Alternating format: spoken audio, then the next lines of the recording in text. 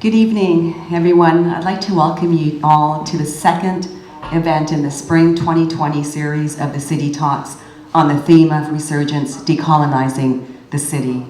My name is Jasmindra Jawanda, and I'm a member of the UVic Committee for Urban Studies, which organizes these city lecture talks.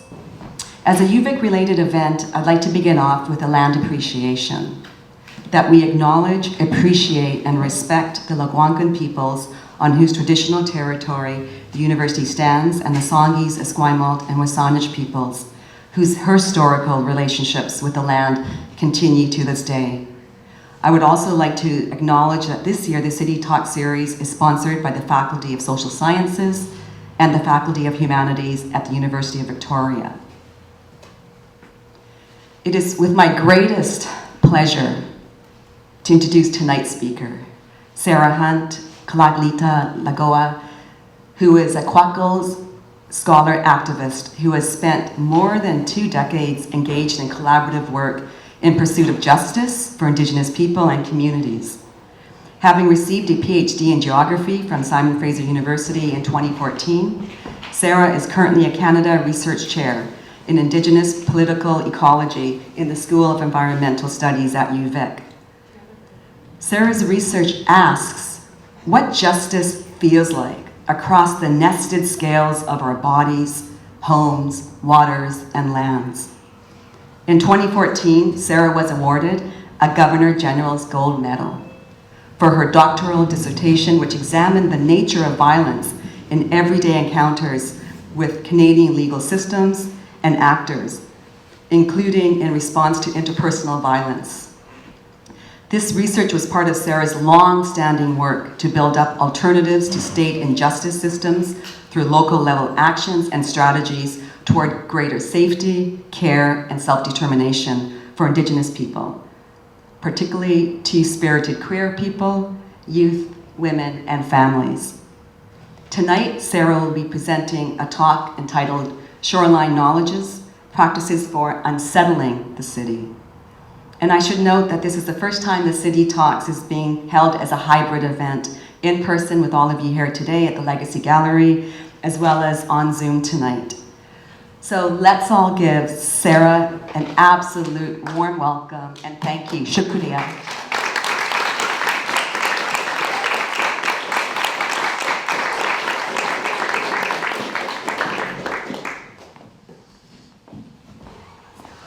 So I'll take a deep breath. Okay, I'm gonna actually take a drink.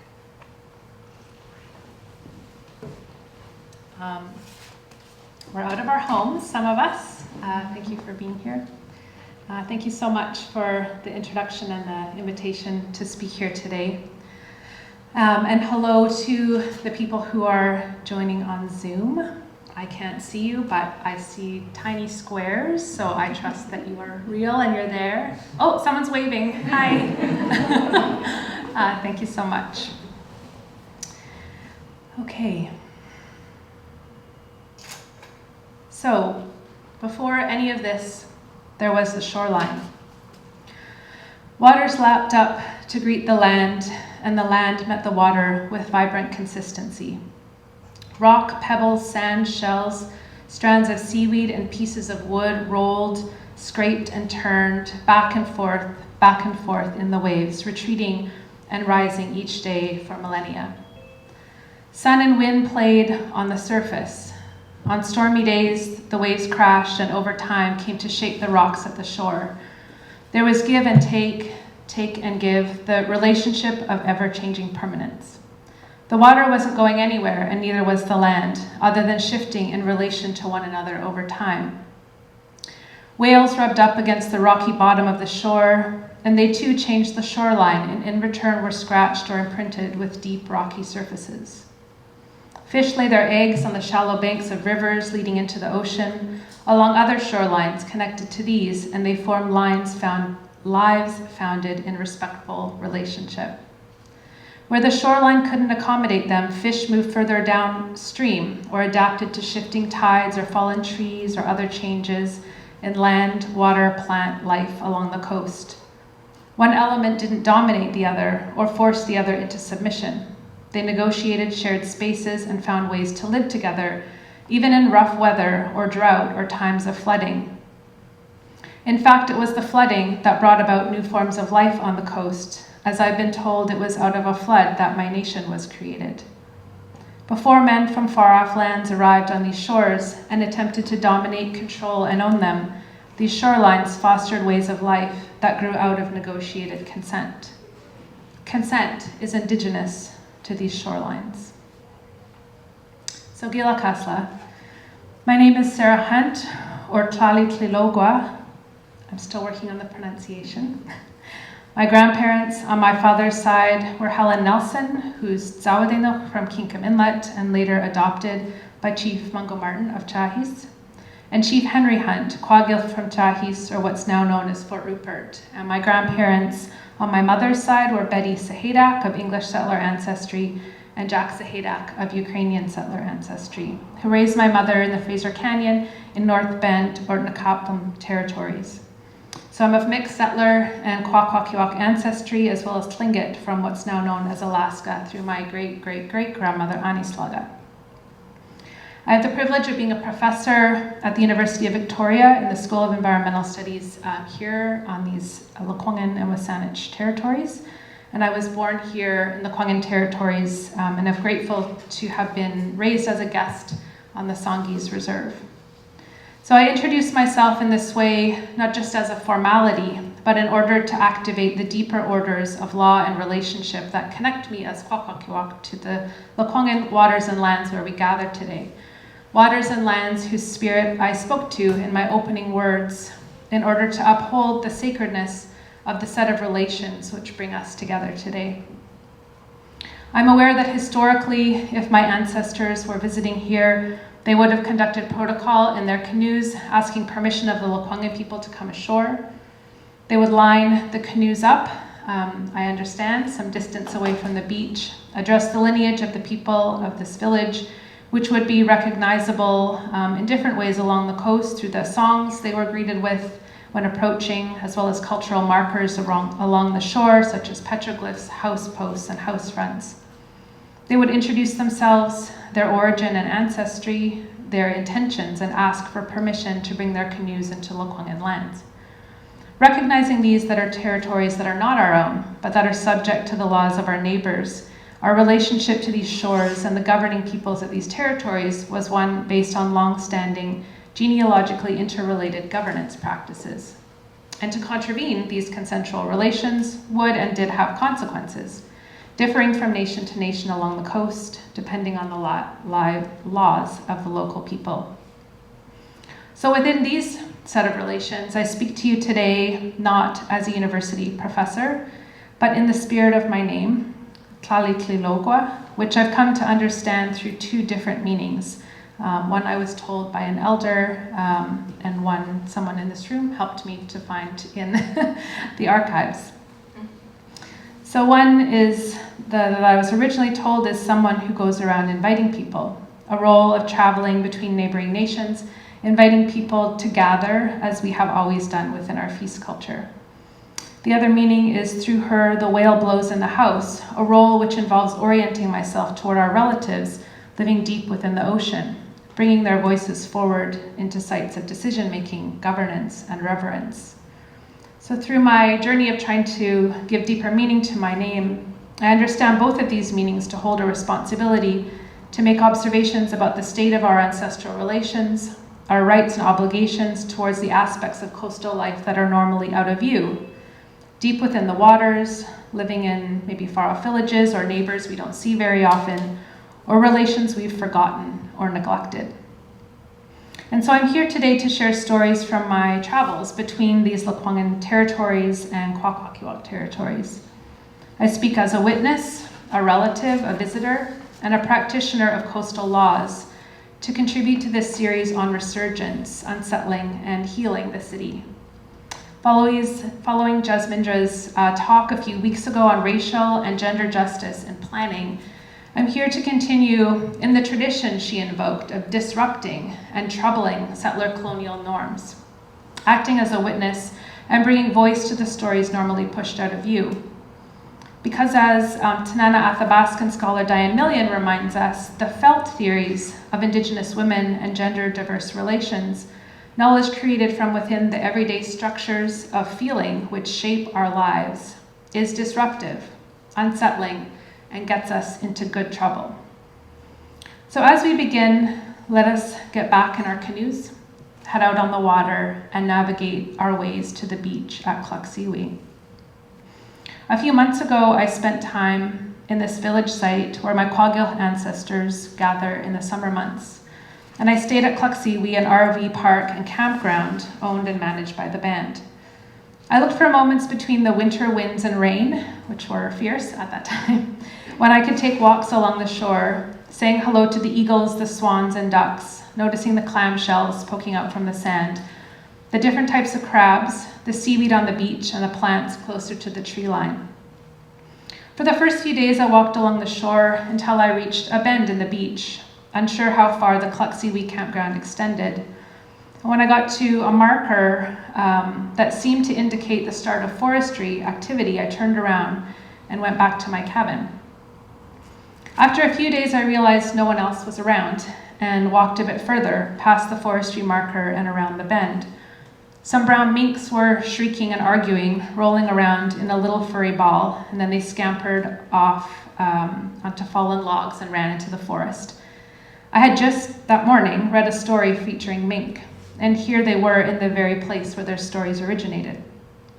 I walked toward where the minks had been running and came across a flat sandstone formation that seemed to be marked with part of a petroglyph. I was struck by the fact that my ancestors' hands had shaped this rock, marking their governance relationships with this place, what we might today call our title. In the previous days, I hadn't felt free to walk this far for fear of getting into trouble, crossing some invisible property marker that I was unaware of. Although no one told me not to go past a certain point, I worried about being surveilled, about being watched, about men working in industry, forestry, at the mill, down the beach somehow seeing me. And then what?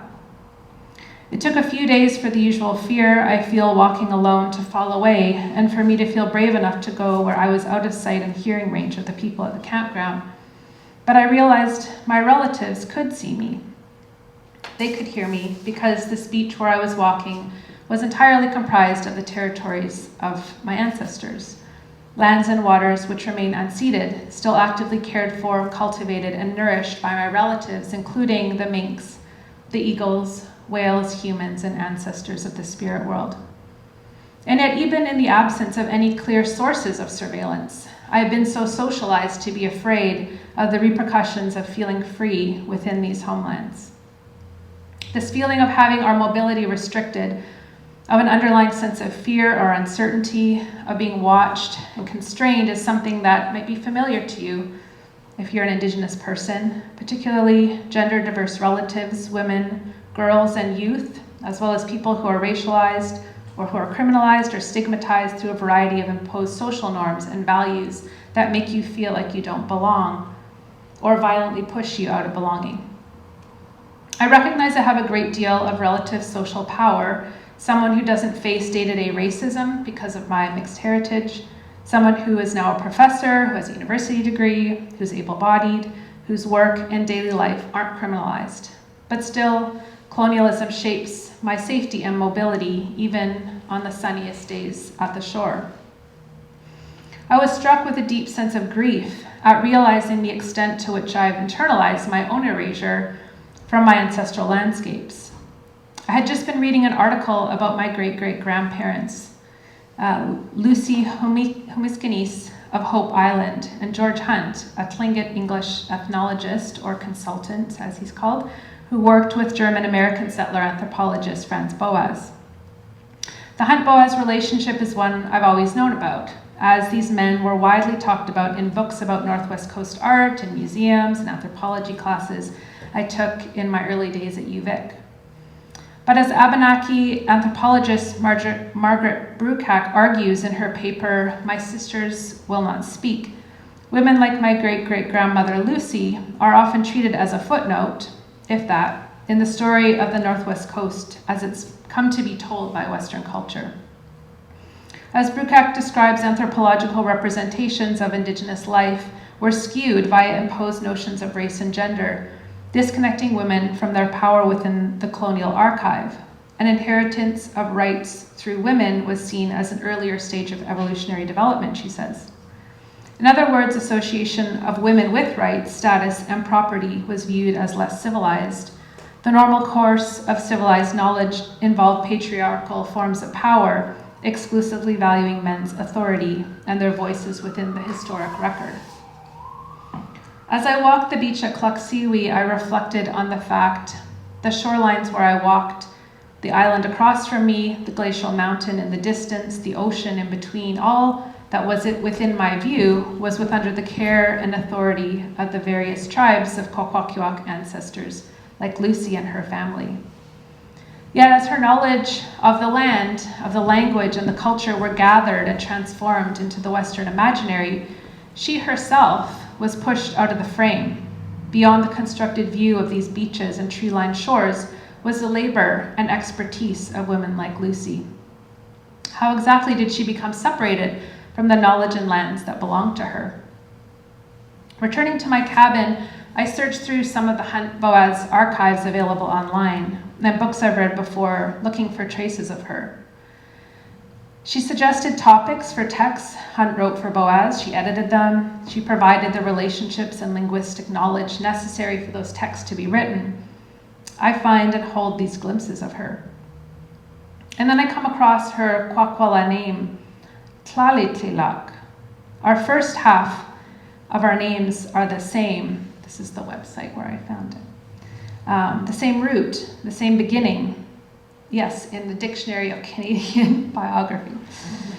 A pang of connection is suddenly revealed, searching as I am within online archives while situated on the shores of our shared ancestry. I found this connection by combing through the reams of archival material centered on her husband, George Hunt. Lucy is barely mentioned within these pages, only this one time. Yet, she was central to the discipline their collaboration brought to life. I'm reminded of Diane Million's teaching again that indigeneity is an ethos founded upon the belief that everything is living. Everything, she says. Our names are alive despite being found in a disembodied text on a website. The ancestral and spiritual knowledge of the land that Lucy shared with her husband and then with Boaz has traveled around the globe, connected always to the lands where they originated. Yet as they traveled through the papers and lectures and books of largely men of European ancestry, these lands called them home. I closed my eyes and imagined those stories fractured and dislocated across the globe being called back to these shorelines through the genealogy of names associated with Lucy Homiskinis. Although I'm not a Kwakwala speaker, these shorelines, they speak the language of our people, calling to our beloved treasures. Come home, come home. Come home. I was still reflecting on this a few days later when I decided to make a day trip to Courtney, home of our Comox relatives. I thought I'd see if I could find any books about the history of the Northwest Coast that might provide remnants of my great-great-grandmother's story. I found books on Northwest Coast art featuring well-known men in my family. I found books on the island languages, books about our traditional ecological knowledge written by settler scholars, books by Indigenous women from other nations, but nothing about Lucy. My eyes then landed on a book not featuring the legacies of Kwakwaka'wakw women, but celebrating the 150th birthday of Emily Carr, the British settler painter whose work and life are ubiquitous in Victoria, Vancouver, and across Canada. Emily's unmistakable swirling green trees catch my eye, and I quickly brush past as if trying to walk by someone I know but am trying to avoid. But I needn't worry. Emily Carr won't see me. As an Indigenous person, I reside beyond the periphery of Emily Carr's celebrated treescapes, just out of view of the majestic swaths of nature she is so famous for.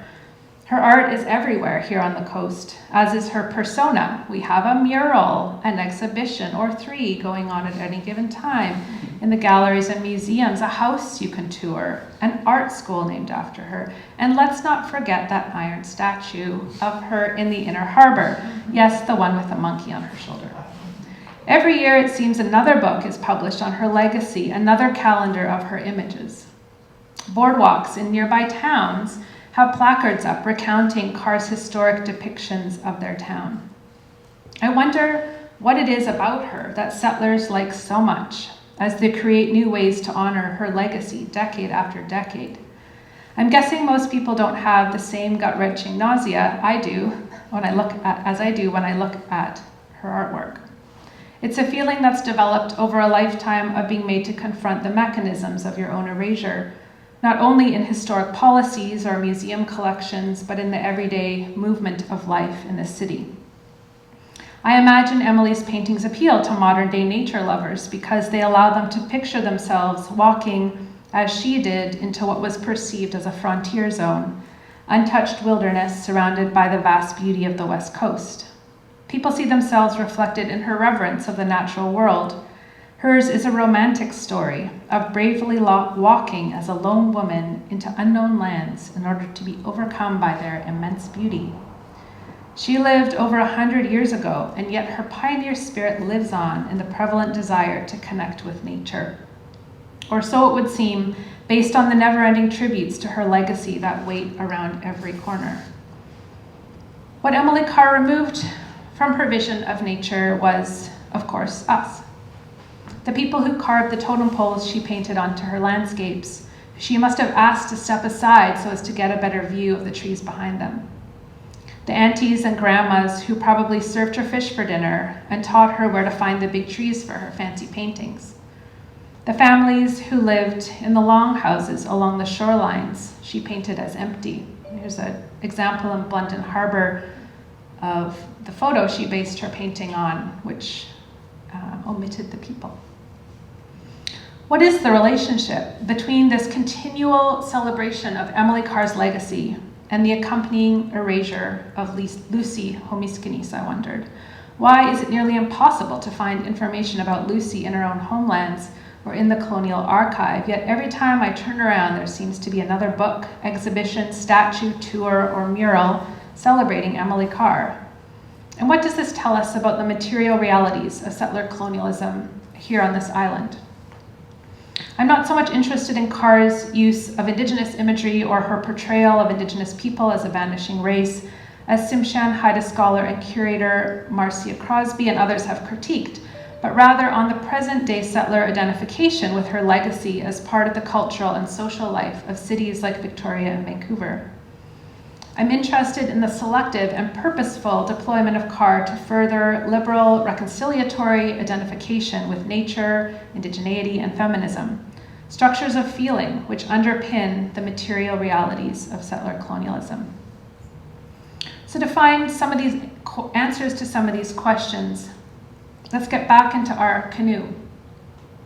Circling back along the coast here to Lekwungen territories, bringing our treasured knowledge with us as we go. Having asked Lekwungen relations at the beach to come ashore and obtain permission, we walk up the hill here to this building, which at first glance seems oddly out of place as a displaced Mississauga's warrior, you might have noticed on the outside, stands guard on the front of this building, left over from the Toronto Dominion Bank, which was originally housed here. It's fitting that we should land here, in fact, at the Legacy Gallery, as we consider the legacy of Emily Carr, as one of the founding donors of UVic's Legacy Gallery was British settler artist Catherine Maltwood, who was a patron of Carr. Or you may have seen any number of collections featuring her work at the Victoria Art Gallery, Royal BC Museum, or over in Musqueam, Squamish, and Tsleil-Waututh territories at the Art Gallery, or Vancouver Art Gallery, or the school formed in her name. Sorry, that's a repeat from before. We'll just edit that out of the video. Down the road from here, where the house where Carr was born, is a National Historic Site, with the website for the house stating that the themes of her life were art, writing, nature and the environment, Indigenous peoples, feminism, animal rights, emerging creativity, and mentorship.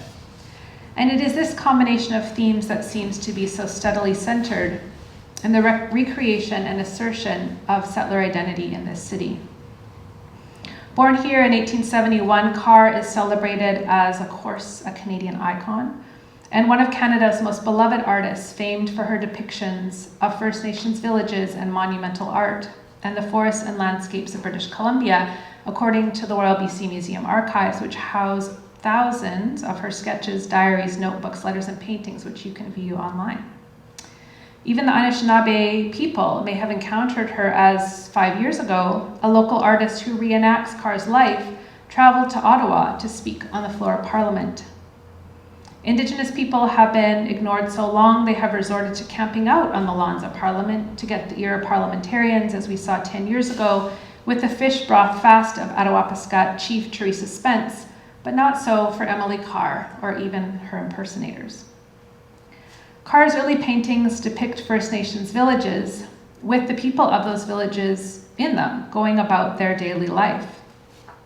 A quote from her journal, Growing Pains, states, "My mind was made up. I was going to picture the totem poles in their own village settings and complete a collection of them as I could." Here she painted Lekwungen landscapes such as Migan or Beacon Hill and traveled by steamship to Yalis or Alert Bay, Haida Gwaii, and along the Skeena River. Her mobility as a woman fostered via her whiteness and social standing with the support of settler patrons like Catherine Maltwood. She later bought a caravan which she used to go camping in Goldstream Park and Esquimalt Lagoon, early forms of settler leisure and recreation within these sacred lands. Most often with a view from the water towards the shore instead of out looking towards the ocean, her paintings of Indigenous villages from these various excursions into what was perceived as an unknown wilderness were meant to document the vibrant community life that she felt was in danger, along with her love of the natural world. We know so much about Emily Carr. Yet it is rarely these paintings that are chosen by settlers today in celebrating Carr's legacy. Largely, it's her paintings which reflect a reverence and awe for nature that are chosen in marking her 150th birthday, which I don't want to know is happening, but I do, and her status as a Canadian icon. Images of monumentally scaled trees, absent actual people, but sometimes depicting decaying totem poles or other carvings are widely circulated, arguably linking today's green, environmentally focused settler identity with Carr's pioneering presence.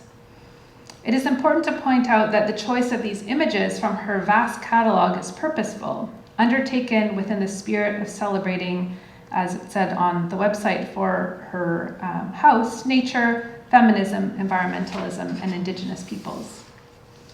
And yet the celebration of nature being constructed through Carr's legacy is one premise not only on the expected demise of Indigenous people, as many have documented, but on representing us as already gone. Combing through her archives, the choice of of images of West Coast natural beauty actively pushes Indigenous people like my ancestors, like Lucy, out of the frame, perpetuating a view of the vast wilderness void of people. These depictions feed into a story of settler belonging, which is facilitated by good feelings about the natural world and a sense of empathy for those disappearing Indigenous inhabitants. This was evident in the quote from the Art Gallery of Greater Victoria director John Booper in a 2020 news story about the recent acquisition of Carr's painting of Finlayson Point, or Migan. He said, "We all live in that landscape. It's ours. It's us. Whether you've been here 3 days or all your life, it's for all of us. It's ours," he says. "It's for all of us." Telling a story of settler belonging through identification with Carr's painting of this empty shoreline, the violent reality of settlement is of course neutralized, an example of what Eve Tuck and Kay Wang Yang aptly describe as settler moves to innocence. In their article, Decolonization is Not a Metaphor. Settler identification with nature is furthered via a nativist story. It is women like Carr who become identified with the landscapes being celebrated, not the Lekwungen families who actively governed and still govern life at Mi'kmaq. 3 years ago, a book was published about Carr's relationship with her monkey, Wu, in which the author states that as a little girl, Carr loved wildness in every facet. The last painting she made before she died was of her monkey, which the author saw as finally accepting the wildness that was within herself.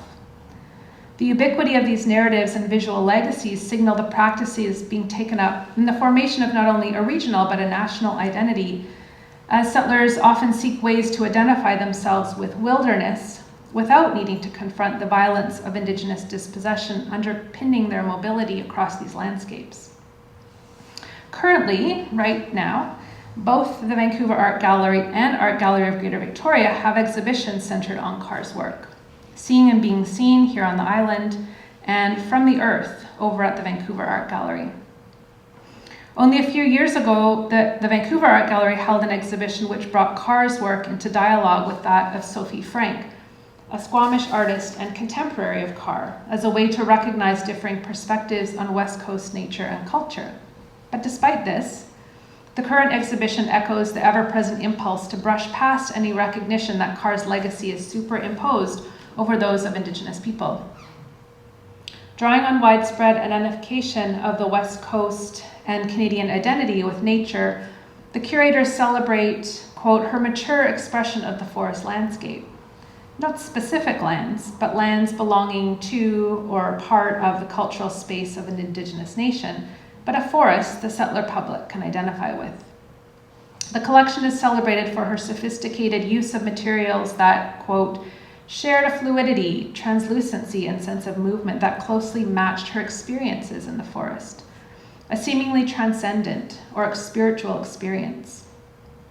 Indeed, Carr is seen as having such intimate relationships with the forest as to produce, quote, to produce a work that took on the character and form of the forest itself, creating images at a scale and with a sense of spontaneity that mirrored the forest life. Here, the forest is being celebrated as one with which settler belonging is intertwined. Affirming her ability to morph to the form and character of the forest, the pre-existing cultural, social, and political relationships with these landscapes simply disappear. It's like the spiritual identification with the nature of the forest affirms settler belonging through a type of selective amnesia, allowing the knowledge of Indigenous existence to suddenly fall away because of the good feelings that come with being one with the land. I take a breath. Because it is my own, our own erasure we're talking about here.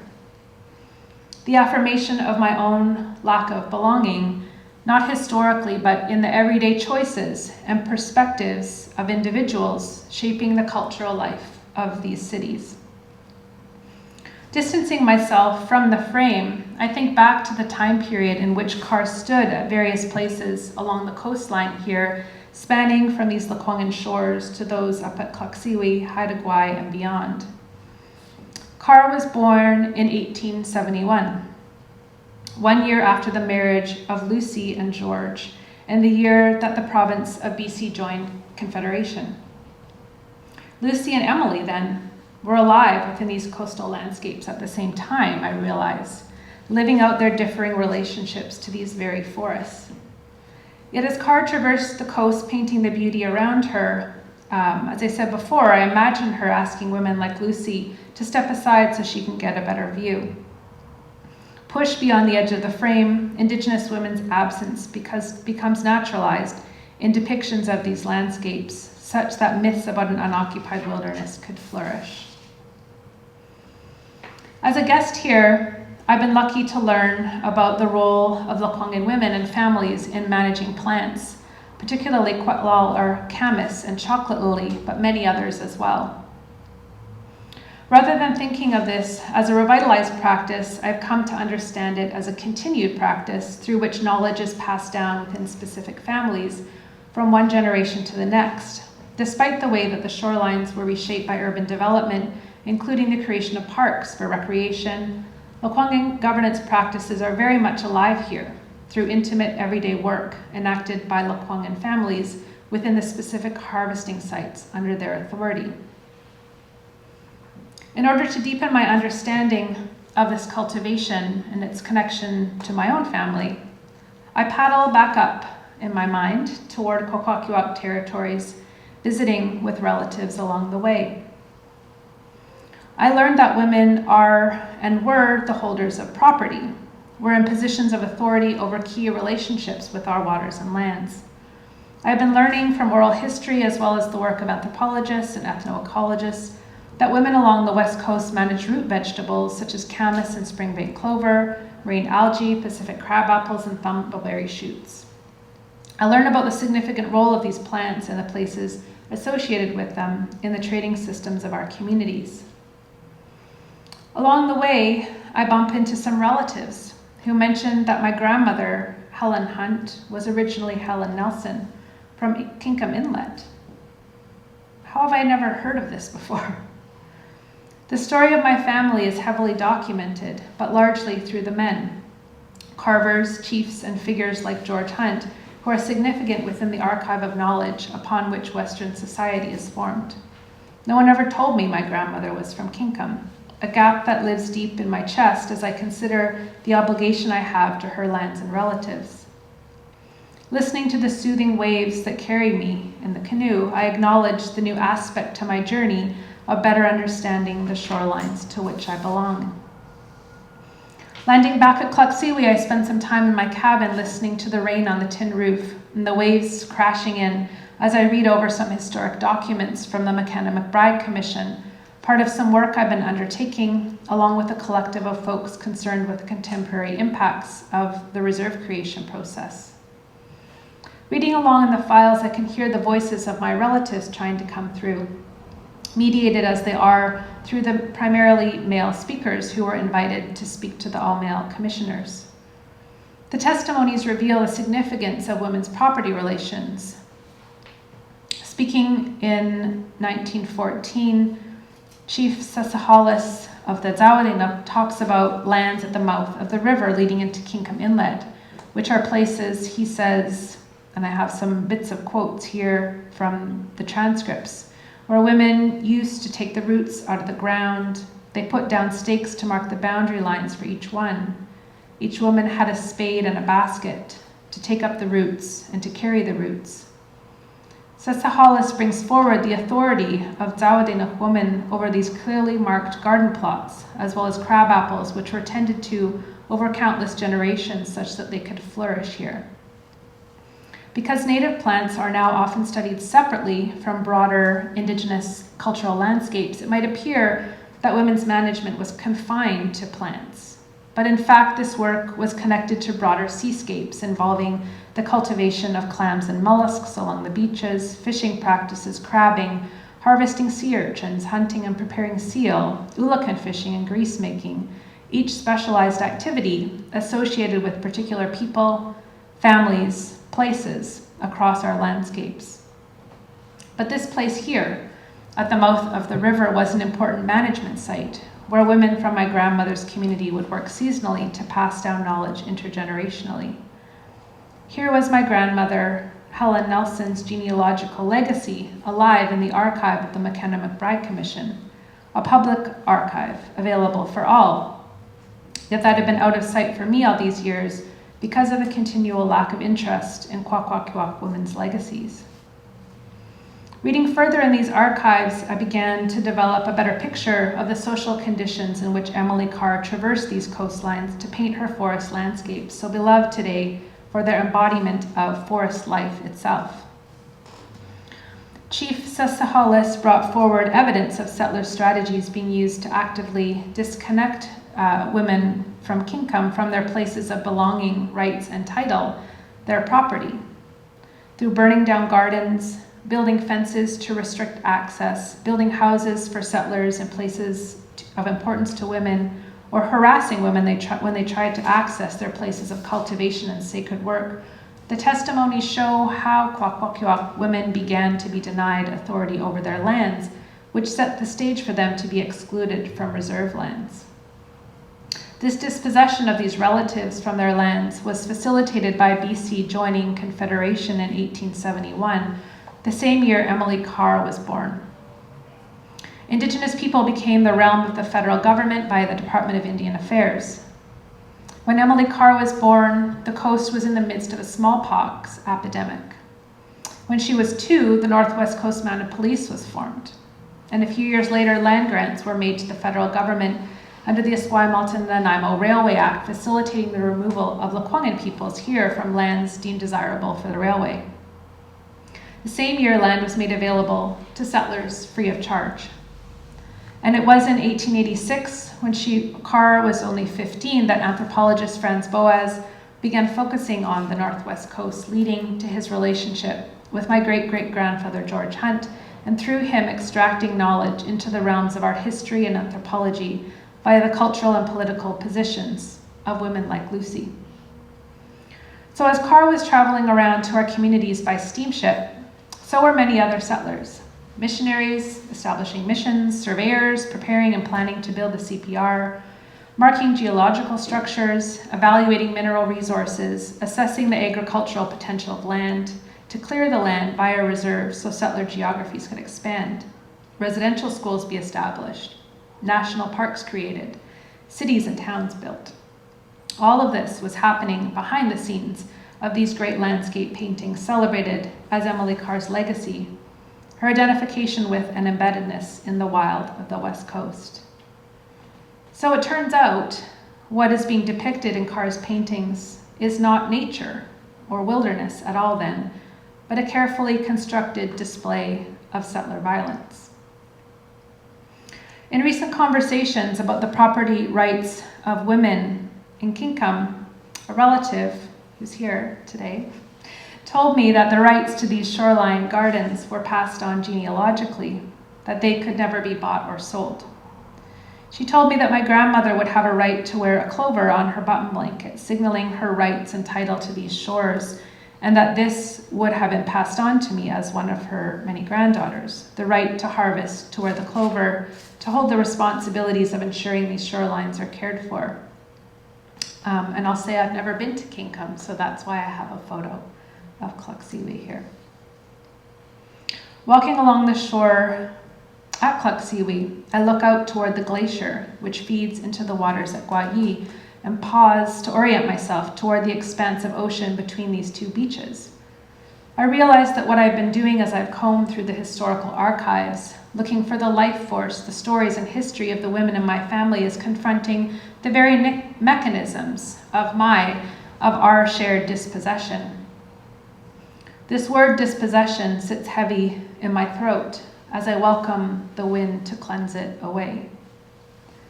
Pushed beyond the edges of the frames of history, the knowledge of who I am within this part of my genealogy has been obscured, just as the governance, power, and authority of coastal families, women, and gender diverse relations are pushed over and over again out of spaces of belonging. When Lucy died in 1917, 1 year after the McKenna McBride Commission wrapped up its work to inform the creation,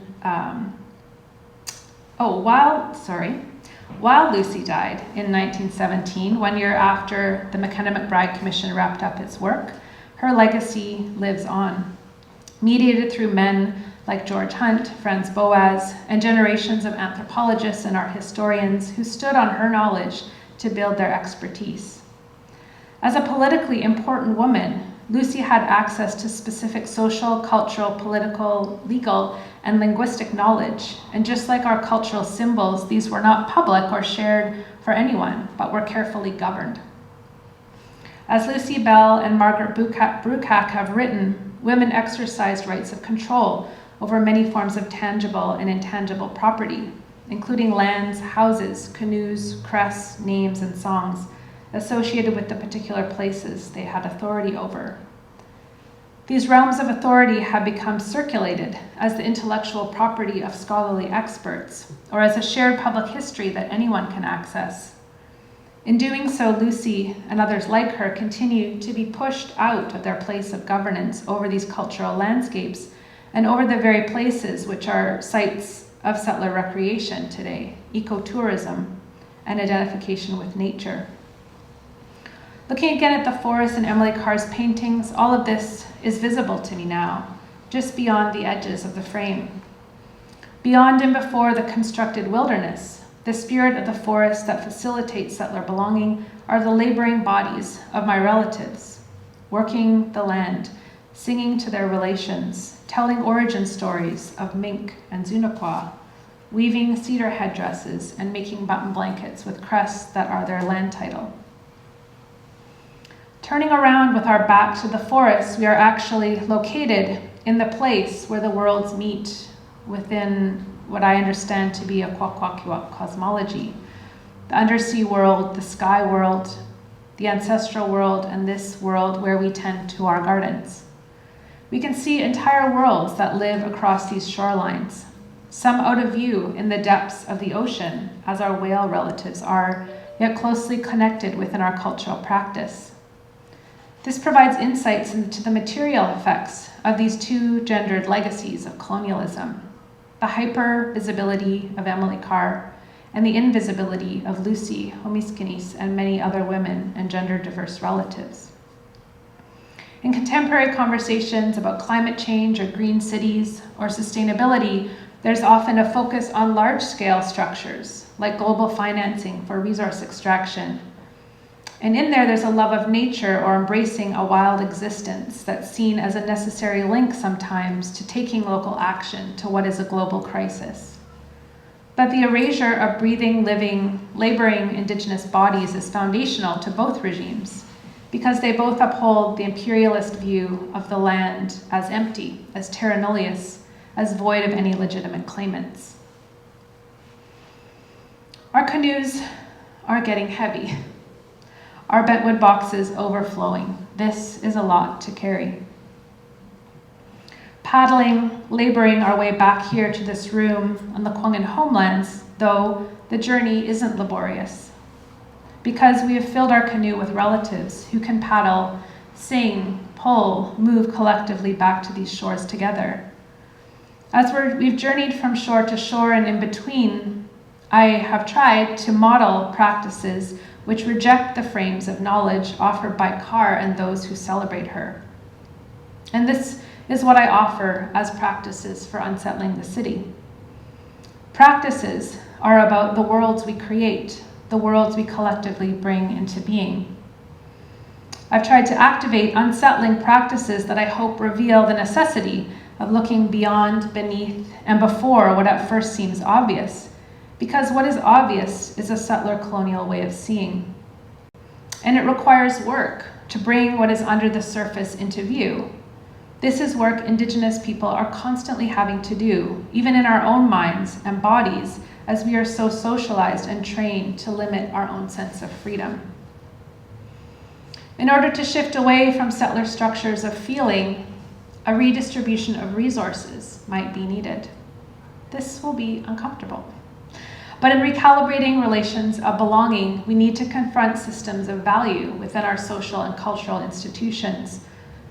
Because, for example, Emily Carr's painting, The Crooked Staircase, sold for $3.3 million in 2013 to UVic patron Michael Audain a few years back, one of 20 of Carr's pieces in his collection.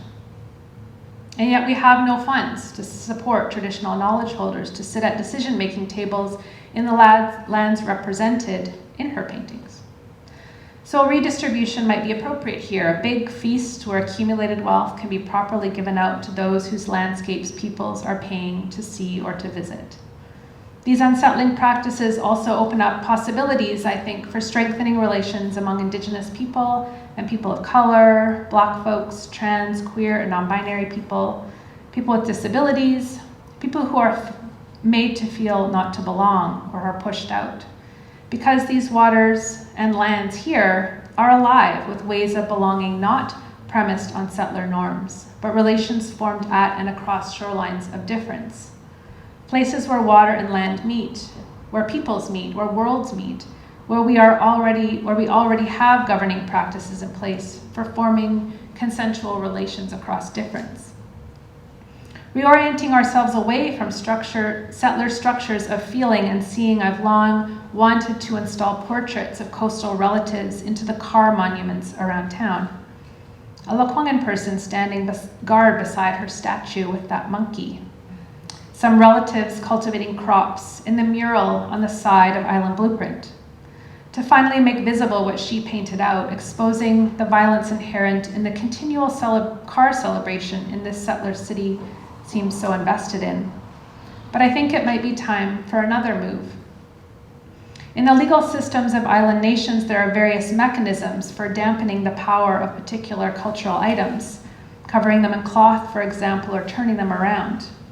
I think it may be time to put Emily Carr to rest for a while.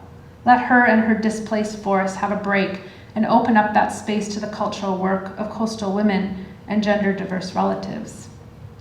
Imagine what would need to change for us to feel safe walking alone in our own homelands, to feel like galleries like these are our places to guard and to treasure.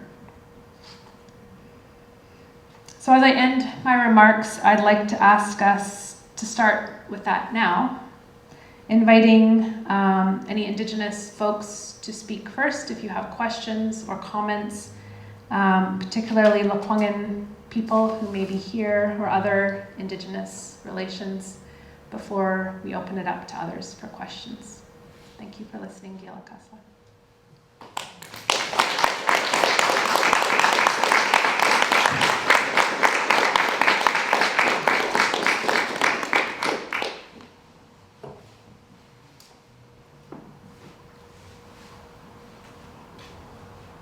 Maybe we can, if anyone has anything they want to say, or you don't have to ask me a question,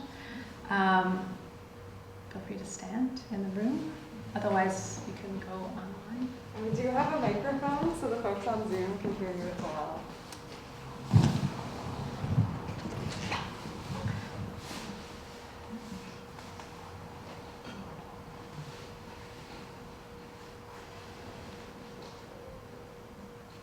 You could just leave, that's fine too.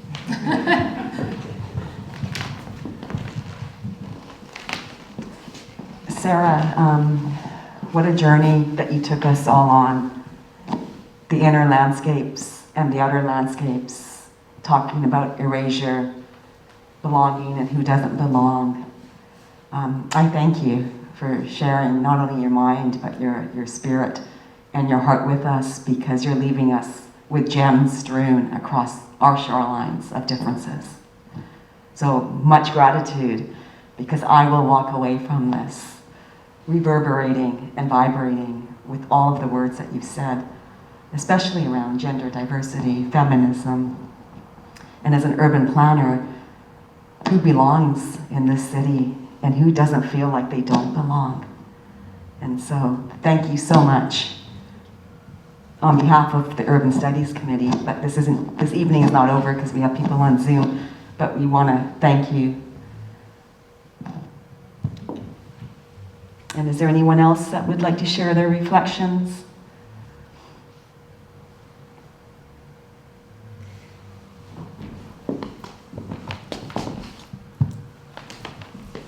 I don't really have a question, but I also just want to express my gratitude, in particular for sharing these things that you feel so deeply with all of us, and the emotional work, and I don't have very good words tonight, but labor that it takes to do that. And I'm just really grateful. Gela Kasla, Tłaliłila'ogwa, Unsettling. Any other thoughts before we go onto the Zoom platform? Okay, I think we'll take it onto the Zoom platform. Sometimes a silence can yeah. Does anyone have any comments? We could take a break. So someone on Zoom does have a hand up. So I asked to unmute them and see if we can do this.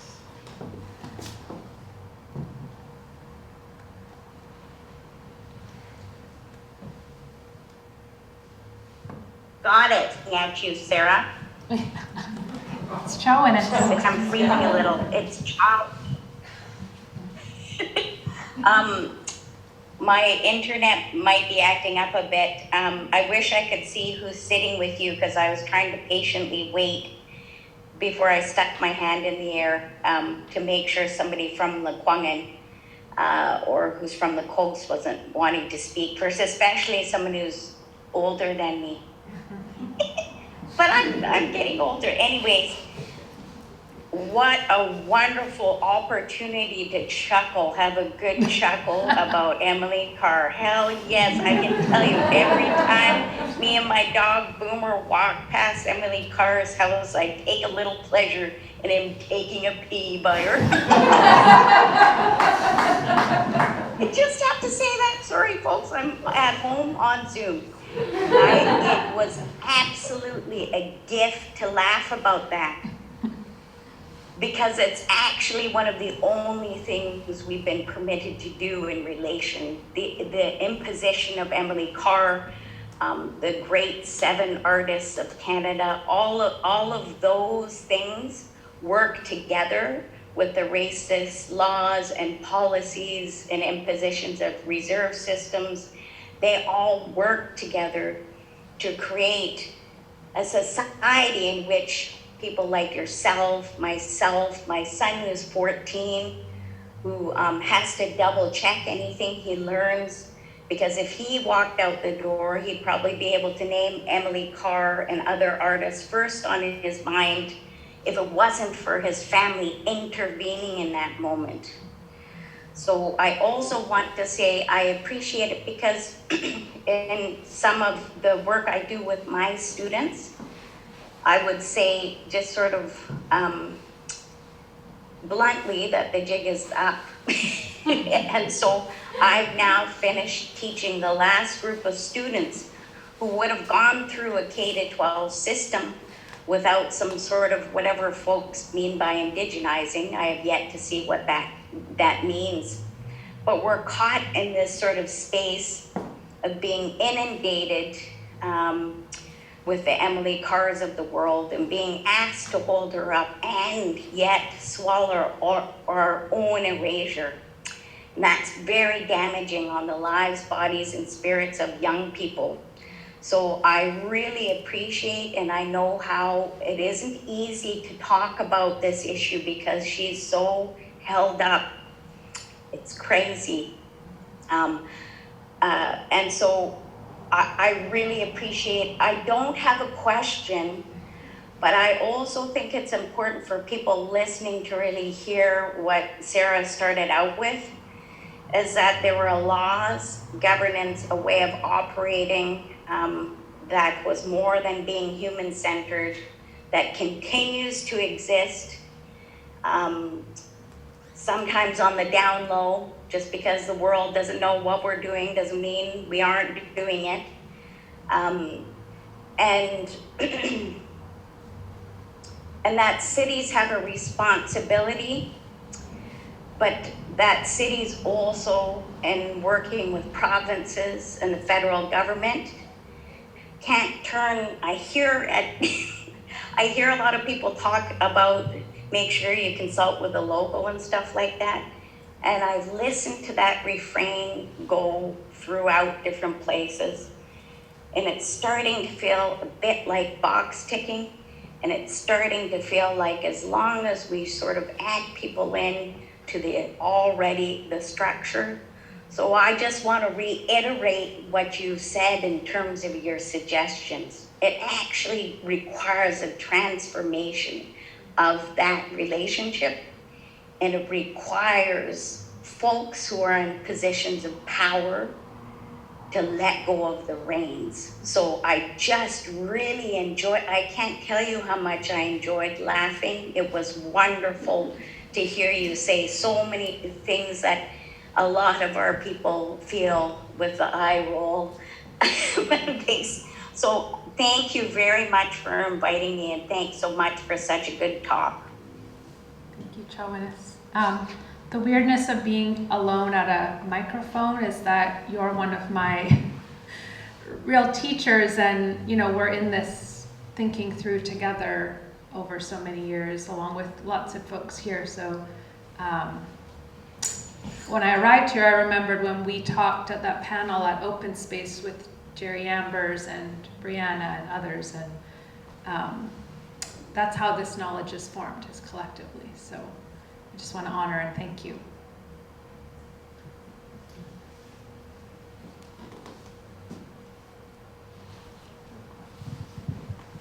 Does anyone else here in the audience want to share any thoughts or reflections?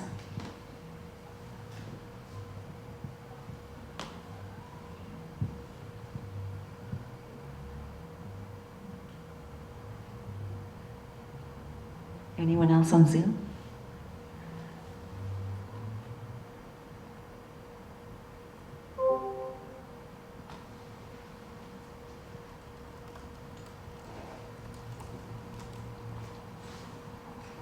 Might take a minute, so why don't we Okay. let the Just going to take a moment here.